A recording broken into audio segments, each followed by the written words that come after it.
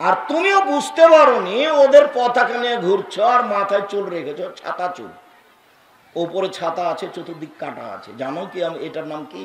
এটার নাম কাজা, এটার নাম হারাম, এটা কাবিরা গুনাহ। তুমি ছাঁটলে কেন? তোমার মা নাই এজন্য। বলে আমার মা আছে তো না, ওটা তোমার খালা, ওটা তোমার সৎ মা। তুমি যদি প্রমাণ করতে পারো এটা আমার মা, তাহলে বক্তব্য দেবো না। দেখি বেটা কি করে তুমি প্রমাণ করো যেটা আমার মা। মা কাকে বলে?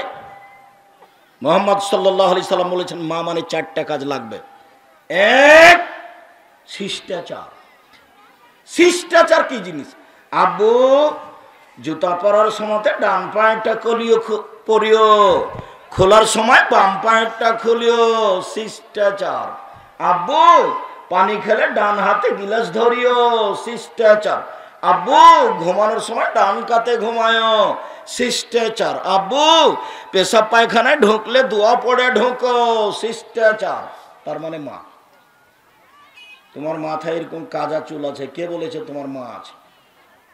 তোমার দাড়ি চাঁচা আছে, প্যান্টটা টাকনোর নিচে আছে। কতদিন বলেছি, 90 সাল থেকে বলছি, 32 বছর থেকে, প্রসব করাতে পারলে মা হওয়া যায় না, নীতির নাম মা। বাচ্চাকে দুধ খাওয়াতে পারলে মা হওয়া যায় না, পাগলিও পারে। 2 বিদ্যে, বুখারী মুসলিমের হাদিস। জাবের বলছে সমবয়সের মেয়েকে, আমার বোনদের সমবয়সের মেয়েকে আমি বিবাহ করিনি। আমি তালাকপ্রাপ্ত মেয়েকে বিবাহ করেছি 4টা কারণে। আমার স্ত্রী যেন আমার এই বোনদের শিষ্টাচার দিতে পারে, 1 বিদ্যা দিতে পারে, 2 3 মাথার চুল চিরুনি করে দিতে পারে, পরিপাটি করে দিতে পারে আমার বোনদের মাথার চুল। আল্লাহ নবী বললেন, জাবের তুমি তালাকপ্রাপ্ত মেয়ে কেন বিবাহ করলে? কুমারী মেয়ে কেন করলে না? তুমি তার সাথে খেলতে, তোমার সাথে খেলতো। জাবের তুমি কুমারী মেয়ে কেন বিবাহ করলে না? তুমি তার সাথে খেলতো, তোমার সাথে খেলতো। তখন বলছেন আল্লাহর নবী, আমার বাপ ওহুদের যুদ্ধে শহীদ হয়েছেন 6 জন মেয়ে রেখে, আমার 6টা বোন আছে।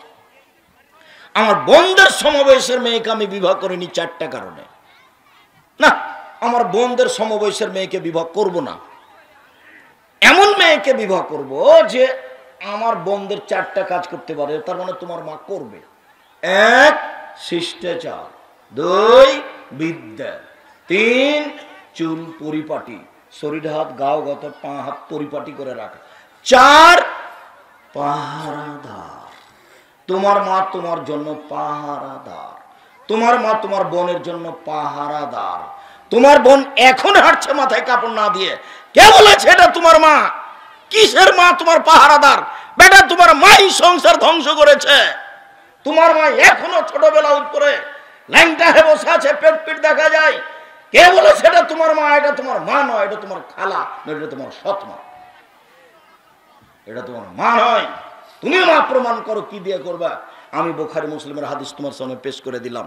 এর মাপে তোমার মাকে রাখো, যদি হয় তাহলে ঠিক, আর যদি না হয় তাহলে এটা তোমার খালা, যদি না হয় তাহলে এটা তোমার সৎ মা।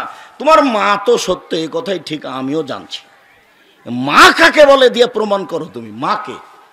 মা যে 4টা কাজ করতে পারে। এখন তোমাদের একটা ইস্টার্ন ইন্ডাস্ট্রিজ আছে বা একটা বড় ধনী মানুষ বাড়িতে পাহারাদার রেখেছে।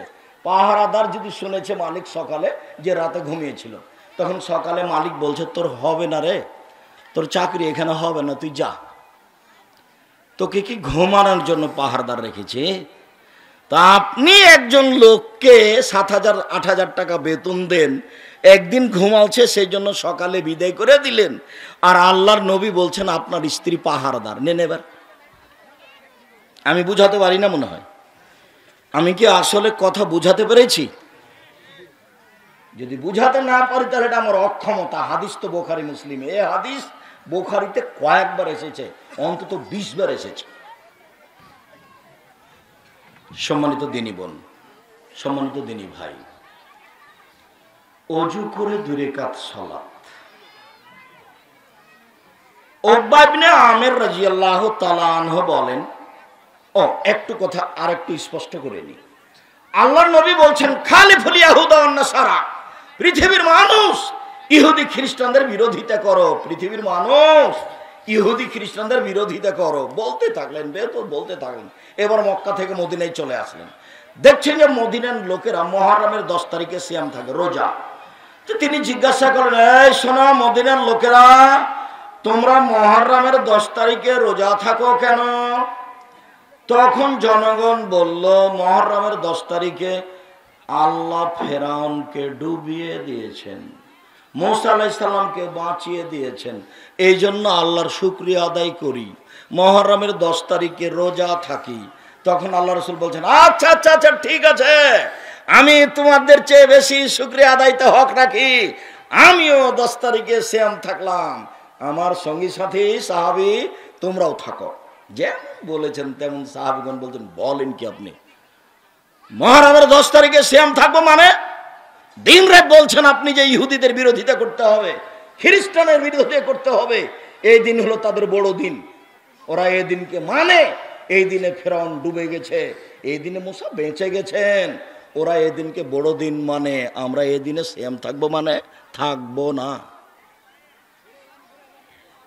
তখন আল্লাহ রাসূল বলছেন, আচ্ছা আচ্ছা আচ্ছা ঠিক আছে ঠিক আছে ঠিক আছে, শোনো শোনো শোনো, মুহররমের 9 তারিখেও সিয়াম থাকবো, 9 তারিখ হবে বিরোধিতা আর 10 তারিখ হবে শুকরিয়া। ঠিক আছে, কি বুঝলেন বলেন তো দেখি? মুহররমের 9 তারিখ কেন সিয়াম থাকতে হবে? বিরোধিতার জন্য। 10 তারিখ কেন? শুকরিয়া। আমি যদি সামনে বছর বেঁচে থাকি তোমাদের সাথে ওয়াদাবদ্ধ আছে, আমার কষ্ট হয়, তুমি যে গাড়ি চালাও মোটরসাইকেল, তাতে একটা ব্রাজিলের পতাকা আছে, তুমি চিনতে পারোনি, ব্রাজিল যদি তোমাকে পায় 3 বালতি পায়খানা তোমার মাথায় দিয়ে বলবে ঠিক করেছি ঠিক করেছি, আর যদি পাশে পেতে 2টা লাথি মারবে। তুমি সূরা ফাতিহা দিন রাত পড়ো, কোনো বুঝতে পারে না কোনো দিন। গায়রিল মাগযুবি আলাইহিম ওয়ালাদ-দাল্লিন, ইহুদির অভিশপ্ত, ওদের পথ দেখায়ও না। গায়রিল মাগযুবি আলাইহিম ওয়ালাদ-দাল্লিন, খ্রিস্টানেরা ভ্রান্ত, ওদের পথ দেখায়ও না। ও ইহুদিরা অভিশপ্ত, ওদের পথ দেখায়ও না। খ্রিস্টানেরা ভ্রান্ত, ওদের পথ দেখায়ও না। আমিন। দীর্ঘ সময় ধরে তোমার কাছে প্রার্থনা করলাম, প্রার্থনা তুমি কবুল করো। এই হলো ইহুদি, এই হলো খ্রিস্টান, এই হলো ব্রাজিল, এই হলো আর্জেন্টিনা। তোমার কত ভালোবাসার লোক, তোমার কত মিঠা লোক। তুমি কাপড় কিনে পতাকা করেছো 7.5 কিলোমিটার লম্বা, তুমি যে কখন ইহুদি হয়ে গেছো তা বুঝতে পারোনি,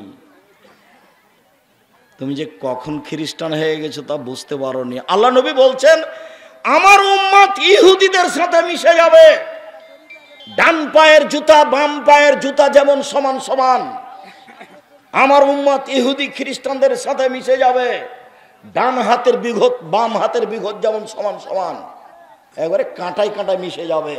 বলতে বলতে নিচে নেমে এসে বলছেন, শোনো, ইহুদি খ্রিস্টান যদি মায়ের সাথে জেনা করে থাকে, আমার উম্মতও জেনা করবে, মায়ের সাথে জেনা করবে, ওদের কৃষ্টি কালচারে মিলে যাবে, ওদেরকে সম্মান করবে, মূল্যায়ন করবে, ওদের সব কিছু করবে, অফিস আদালত কোর্ট কাচারি শিক্ষা প্রতিষ্ঠান মুসলমানের সব এখন তাদের মতো। সম্মানিত দিনী ভাই বোন, রাসূল সাল্লাল্লাহু আলাইহি সাল্লাম বললেন, কেউ যদি সুন্দর করে ওযু করে 2 রাকাত সালাত আদায় করে, তাহলে তার অতীতের সব পাপ ক্ষমা। ভালো করে ওযু করবেন, সুন্দর করে 3 বার ধুয়ে, তাহলে সব পাপ ক্ষমা হবে। আরেকটা কথা বারবার ধাক্কা খাচ্ছে, মাথায় বলে রাখি, আর যদি আল্লাহ আপনাকে পথ সহজ করেন, আর আমি খুব এ আশায় থাকি যে আপনিও আমল করলে আমি ওখান থেকে কিছু পেয়ে যাব ইনশাল্লাহ। নিজে কিছু আমল করে বিচার মাঠে টিকতে পারবো এমনটা আমার মনে বলে না। সাথে সাথে এই শতাব্দীতে দিন প্রচার করতে এসে সব প্রোগ্রাম না, এগুলো মেলা। জামাই বেটি বাড়িতে এসেছে, ভগ্নিপতি, কত মানুষ কি বাড়িতে কি করছে, ধুলায় অন্ধকার বিবাহের মতো হইচই চলছে, কিসের বক্তব্য? খানা দানা গরু জবাই, আর সারাদিন চলছে মেলা, দোকান পাটে পুতুল বিক্রি হচ্ছে, বাজনা চলছে, সবাই জিলাপি কিনছে, বক্তৃতার সাথে জালসার সাথে কি সম্পর্ক গেলে মেলা হয়ে গেছে। আবার প্রায় হুজুরি স্বার্থপর, মানে ব্যবসায়ী, মনে করছে এটা একটা ব্যবসা, উপার্জনের পথ। সুন্দর করে এই 6 মাস ইনকাম করছে, বাকি 6 মাস বসে থাকছে, তার মানে আর কোনো কিছু করা লাগে না, চাকরি নেই বাকরি নেই মক্তব নাই কিছু নেই। অথচ মক্তবে পড়ালেও একটা ভালো কাজ হয়। যখন কোনো বাচ্চাকে বলে দিবে আলিফ জারা নো জান্না আনা আলিফ জের ই আ ই বাবু এগুলো বললে তো একটা নেকি হবে, মক্তবে পড়ালে একটা নেকি আছে। কিন্তু এখানে স্বার্থপরতাই থাকলো, টাকা দিলে খুশি আর না দিলে বেজার, তাহলে এটা কি হলো দিন প্রচার? আমি ওই মাঠে একসাথে আছি, যার কারণে আমার ধোঁকা হয়। বিচারের মাঠে এই 32 বছরের জব কঠিন হবে না হালকা হবে, তখন টিকতে পারবো কি না তা আমার বিবেচনায় আসে না। তখন আমার মনে হয় যে কোন রকম যদি বিচারের মাঠে সমান সমান হয়ে যায়, তো আপনি যে এই 2 রাকাত সালাত আদায় করে নেকি পাবেন, ওখান থেকে আমিও পাবো। ওই দিক দিয়ে যদি পার হয়ে যায়, তাই আমি আশা করে আছি একটু আমল করার চেষ্টা করবেন। 2 ইনশাআল্লাহ। রাসূল সাল্লাল্লাহু আলাইহি ওয়াসাল্লাম বলেন, মসজিদে ঢুকেই 2 রাকাত সালাত আদায় করতে হবে, কেউ বসতে পাবে না। ভারত, বাংলাদেশ, পাকিস্তানে শতকরা 95 জন লোক মসজিদে ঢুকে বসে, তার নাম মাযহাব মেনে চলা লাগে। বেলাল রাদিয়াল্লাহু তাআলা আনহু একদিন ফজরের সালাত আদায় করেছেন, তা আল্লাহ নবী বলছেন, বেলাল বেমা সাবাক্তানি ইলাল জান্নাহ, তুমি আমার আগে জান্নাতে গেলে কিভাবে? তো বেলাল রাদিয়াল্লাহু তাআলা বলছেন যে মা আযানতু কাত্তা ইল্লা সাল্লাতু রাকাতান, যখনই আমি আজান দিয়েছি তখনই 2 রাকাত সালাত আদায় করেছি, যখনই আমি ওযু করেছি তখনই আমি 2 রাকাত সালাত আদায় করেছি। ওহো আচ্ছা আচ্ছা, বুঝেছি। এই কারণেই তো তুমি আমার আগে আগে জান্নাতে জুতা পায়ে দিয়ে হাঁটো। ওযু ভেঙে গেলেই তুমি ওযু করো, ওযু করে 2 রাকাত সালাত, মসজিদে ঢুকে 2 রাকাত সালাত।